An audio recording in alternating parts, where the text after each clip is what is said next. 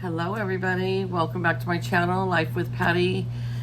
Happy Wednesday evening. I am coming to you with hashtag Thursday BookTube on Wednesday because by the time I get it uploaded, it'll probably be Thursday morning in the East Coast. So this is an open collaboration that is hosted by Daphne at My Mountain Home and Kitchen and myself.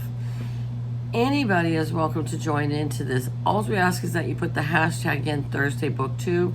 So if you are somebody that likes to read, or you like to color, or you like reading magazines or cookbooks, it's anything to do with a book. So it can be a review on a book, it can be a book haul, it can be going book shopping, it can show us some magazines, or cookbooks, or color books, anything.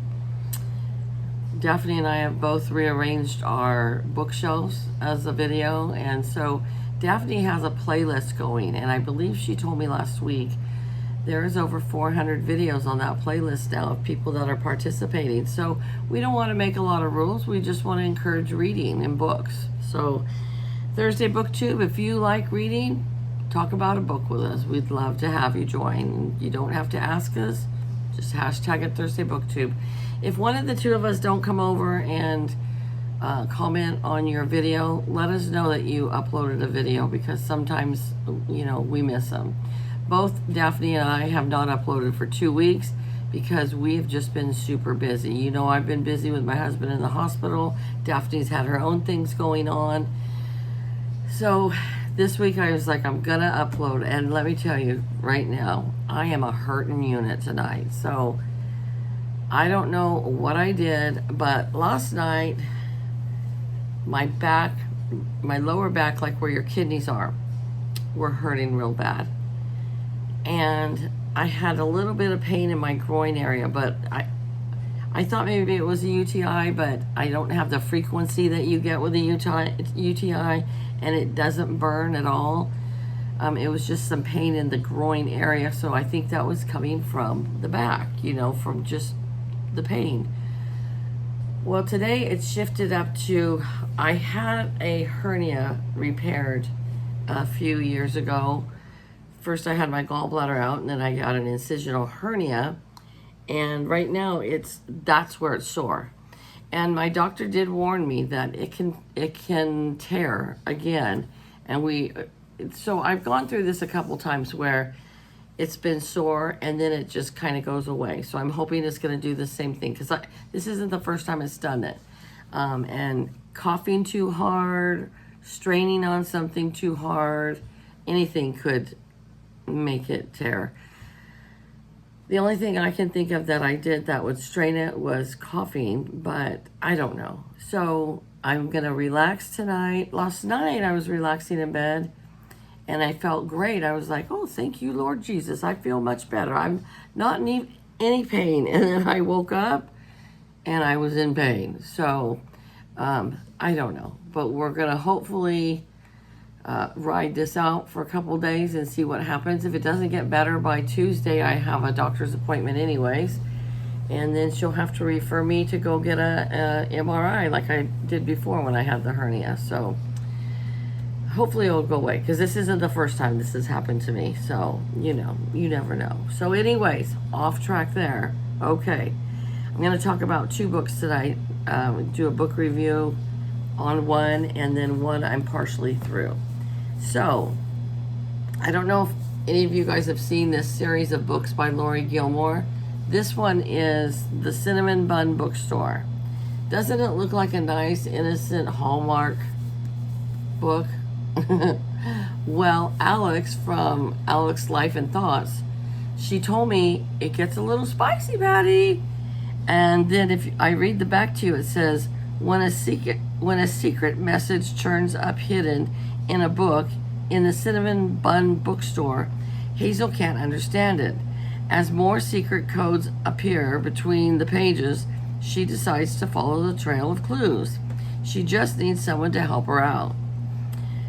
Gorgeous and outgoing fisherman Noah is always up for an adventure, and a scavenger hunt sounds like a lot of fun. Even better, that the cute bookseller he's been crushing on for months is the one who wants his help. Hazel didn't go looking for romance, but as the treasure hunt leads her and Noah around Dream Harbor, their undeniable chemistry might be just as hot as the fresh out of the oven cinnamon buns the bookstore sells. Okay, so that's what the book is about. And Hazel owns this bookstore, and she starts getting these clues, and so she starts doing, so to speak, like a treasure hunt type thing. And she's asked Noah to go with her. And let me tell you, it gets a little descriptive. Okay, so if you're not into hot romance, this is not a Hallmark type of book. No. They make it look all innocent. It even says right here, all it takes is a little bit of sugar and spice. There's some spice in there. Now, I'm not trying to be a prude, but I don't know that I would recommend this to a lot of people. Maybe to younger generations, but anybody my age and above, I don't know that I would recommend it to them because it is pretty descriptive in their sexual encounters, okay? Let's just say that. And it's a little bit of a mystery who is putting the clues in the books. And it's a thing where they're both just trying to use each other for a good time for the summer, but they both have really strong feelings for each other. Now, I don't think that all the books tie into each other. I think they're all separate books because there's also, where are the other books? I was hoping the Strawberry Patch Pancake House. There's a whole bunch of them. So, but I don't think you have to read one to read the other to read the other. But they all take place in Dream Harbor, which is this little town right on the ocean. Okay. So did I enjoy it? Yeah, it was okay. What is my star rating? A 3.5. Wasn't great, but wasn't bad. Okay, so, and I bought like 3 of the other books, so I'm not going to rush to read them. But it's not that the reading was, it wasn't that the writing was even bad. It wasn't bad. It just was, I don't know. I guess as I get older, I'm just kind of turning into a prude, and I don't want to hear such descriptive parts in the book. I mean, if you read a Danielle Steele, she'll say, they came together and kissed, and the passion became hot, and they had a night of passion. That's where she leaves you. She doesn't go into the whole what they did. So, yeah, that's just my personal opinion. Somebody else might love the book. Okay, for book club, we are reading Remarkable Bright Creatures. This book is by Shelby Van Pelt, and this is her first book she has ever written. Born and raised in the Pacific Northwest, Shelby Van Pelt lives in the suburbs of Chicago with her family. This is her first novel. So this is about a lady that's 70 years old named Tova, and she works in an aquarium in the Bay Area of California. And she just becomes friends with all the different fish and sea animals in the aquarium, not realizing how smart octopuses are. So this octopus knows how to unscrew the top of his tank. He knows how to get out. He goes over to the door and he opens up the door. He puts a chair ajar so the door won't close again. And he sneaks over where the sharks are because he wants their food, not his food. And the sharks get fed better food than him. So I am only halfway through the book. It's an adorable book. I'm only actually on page 124. I didn't think I was going to like this book, and I really, really like it so far. It also talks about Tova's nephew that has lived with her, her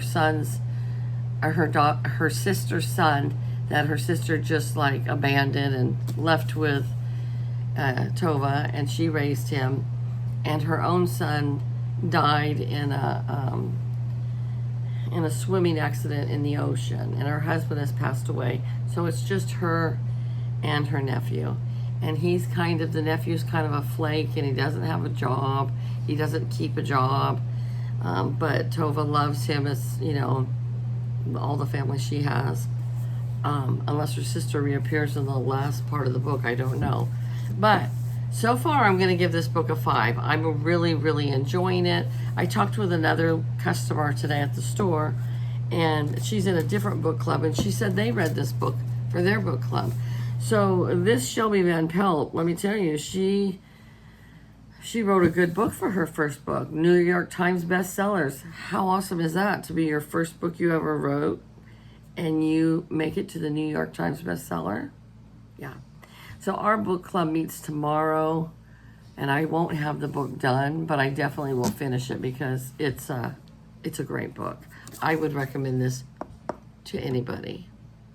So if you want a good book to read, Remarkably Bright Creatures. So those are the 2 books that I am reviewing for you today. And I will find out tomorrow what book the next girl picks, because what we do is whoever hosts that month, then they get to pick the book for next month. So I really like this book club. I was at the one at the library, but it was just too structured, and the lady that ran it, she was a professor at a university, and so everything she's got, everything laid out, and it's very, I don't know, I just felt like I was back in school, and I wanted to belong to a book club that I just had fun, and we had hors d'oeuvres and a glass of wine, and everybody picks a book. And so in the library book club, she just picks the books, and that's it. And so you can give her suggestions. She might take it, she might not. So I'm just happy where I'm at now. And so those are my books. In the comments below, let me know if you have read either one, Remarkably Bright Creatures. And this was all over Book Talk and BookTube for being a super popular book. So I just wasn't really impressed with it. But let me know if you've read this one. All right, you guys. Tomorrow I'll find out what our next book is. And I am going to go recline on my recliner and just relax. I took a pain pill, and it is making me feel a little better. I'm probably going to go to bed quite early today, but that's okay. So, all right, you guys, take care. Oh, and update on the husband. He's doing fantastic. Are you doing good, honey? I woke him up from a nap, though. We just finished having dinner, and he's had the CNA today and the nurse today for home health, so he's had a busy day today, but he's doing great. Yesterday I came home for lunch, and he was in a really deep sleep, and I think he was having a really, one of those dreams that is still right there with you, vivid, and so he was a little bit out of it, and it kind of worried me. But by the time I left from lunch, he was talking all clear and coherent again. His oxygen levels have been great all along with his, oxygen on now. And his brother-in-law came out to visit I think he came out about 3:30, 4 o'clock. I asked him if he could just come check on him, and he did. And he said that he was coherent, and they carried on a great conversation. And so they had, he's doing great. Hopefully he starts his physical therapy next week. And he is doing fantastic. And I appreciate so many of you that prayed for him. You guys all prayed for him. My church prayed for him. His church prayed for him. We now go to different churches, but it's okay. Because I started going to a different church. But he likes the pastor at my church. And, it's all good, right? Never turn around, never turn away anybody's prayers. And they did work, because let me tell you, he was hanging on by a thread, and he's doing fantastic now. So thank you, everybody, for that. All right. You guys all have a great evening and take care, and I will talk to you soon. Bye-bye.